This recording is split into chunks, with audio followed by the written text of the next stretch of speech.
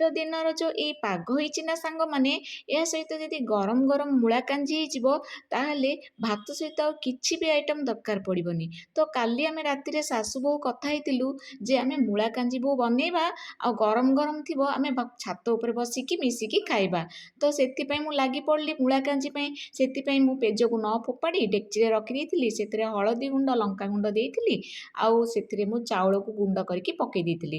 ଫୁଟି ସାରିଲା ପରେ ପନିପରିବା ଦେଇଥିଲି। ପନିପରିବାରେ ମୁଁ ମୂଳାଟା ଅଧିକ ପରିମାଣରେ ଦେଇଥିଲି ଯେହେତୁ ଏଇଟା ମୂଳା କାଞ୍ଜି। ତାପରେ ଲୁଣ ଏଡ୍ କରିଦେଇଥିଲି। ସିଝିଲା ପରେ ତାପରେ ଟମାଟୋ ବି ମୁଁ ଏଥିରେ 2ଟି ଦେଇଦେଇଥିଲି। ତାପରେ ଭଲ ଭାବରେ ସିଝିଗଲା ପରେ ମୁଁ ଆମ୍ବୁଲ 2ଟି ମଧ୍ୟ ଆଗରୁ ଭିଜେଇକି ରଖିଥିଲି, ପକାଇ ଦେଇଥିଲି।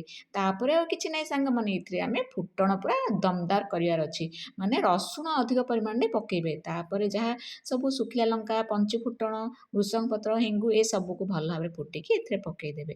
ବହୁତ ବଢ଼ିଆ ଲାଗିବ ସାଙ୍ଗମାନେ। ଯଦି ଭିଡ଼ିଓଟି ଭଲ ଲାଗୁଛି ଲାଇକ୍, ସେୟାର, ସବସ୍କ୍ରାଇବ୍।